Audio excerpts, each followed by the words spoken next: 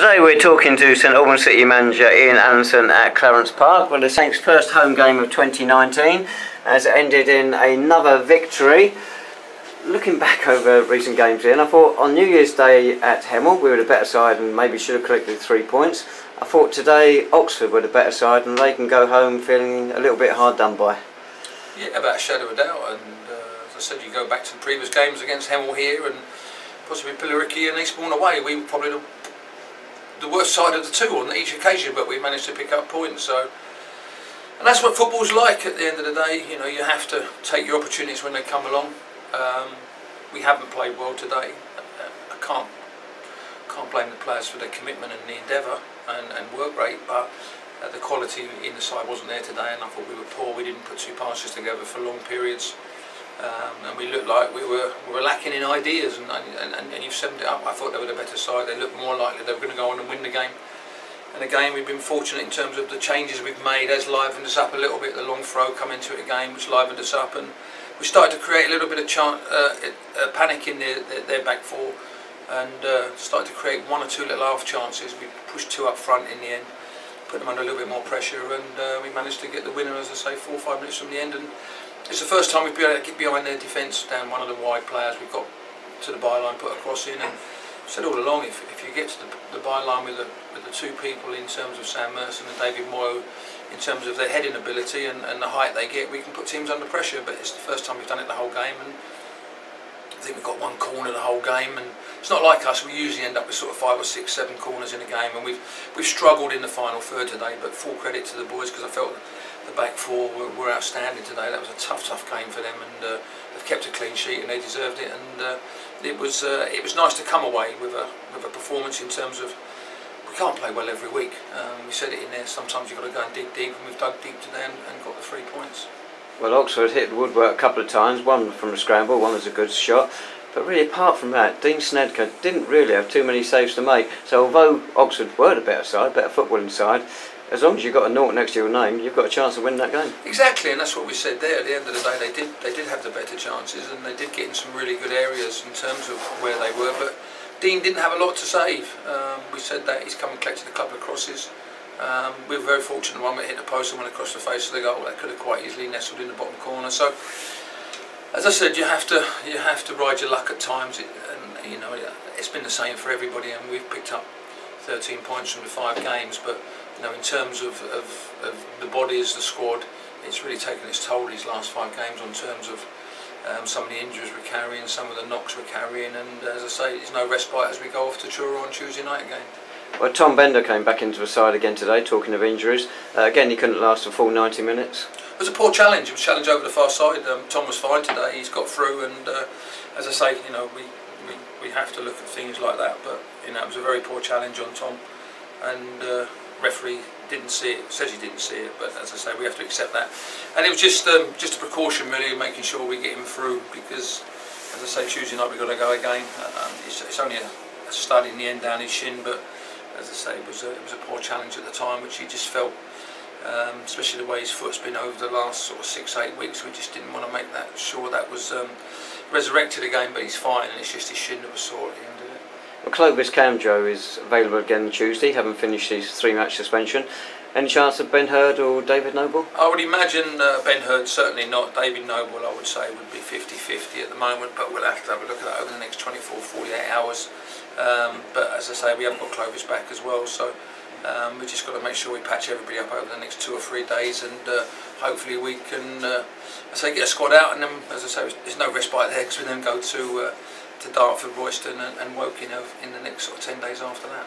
But today's win, I believe, pushes us up to 8th in the table. Still just 1 point outside the playoffs. Nice position to be in with, what, 18 games to go? Yeah, it is, and we've said all along is that, you know, that's the target.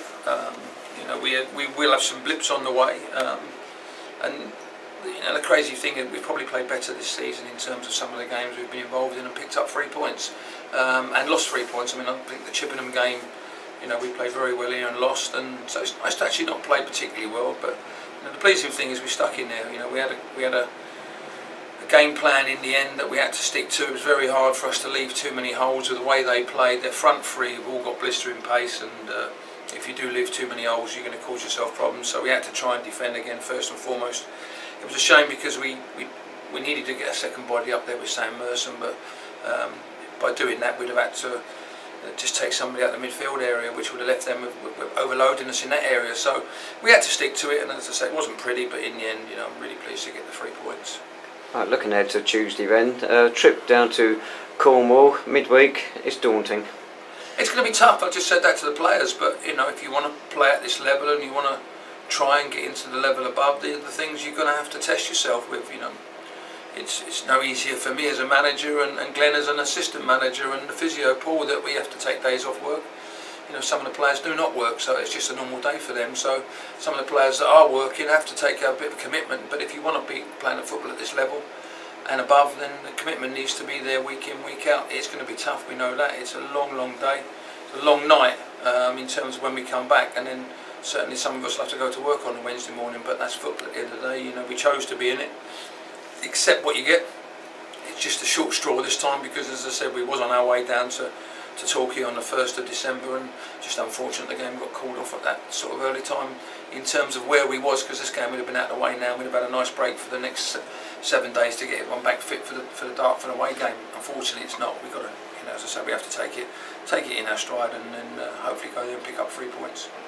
I think it's our longest journey we make inland, even longer than when we went to Middlesbrough in the 1920s. Does it give Truro psychological advantage, do you think? Not really, no, because I think we're doing it the right way. We're leaving quite early, we're stopping in Exeter for a pre-match meal, so it's how we approach it. I feel at the end of the day we can make excuses, but if we do it right, as I say, it's going to be a long trip. It's probably going to be 4 or 5 hours on the trip before we get to Exeter. We'll stop there for a couple of hours, we'll have some food, we'll have a walk around, some stretches, and then we'll get to Exeter, to Truro for around about 6:15. So I don't think there's any excuses at the end of the day. We can all make excuses. Yeah, it's going to be a long day. The long trip is the one back. It's going to be the problem, and then we've got to see where we are with the players for Thursday night before we go to Dartford. So, as I say, I'm not prepared to make any excuses for having a long trip. I mean, Middlesbrough is a long way, and in the 1920s, David, I just hope he wasn't on that coach when you made that trip to Middlesbrough. So it's a stat and a half, that one, but it is a long trip, and it's going to be a long day, long night. But as I say, we signed up to them sort of things when we agreed to join the football club. We haven't mentioned the goal scorer today. David Moore had a very quiet day, and he came up just at the right time with the vital header. Yeah, it's a shame because we've been playing him slightly a wider area, so we've probably taken a little bit of his game away from him. We're asking him to do a bit more of a defensive side of the job, where Sam's been as the pivot man. But as I say, it's difficult because he scored a goal.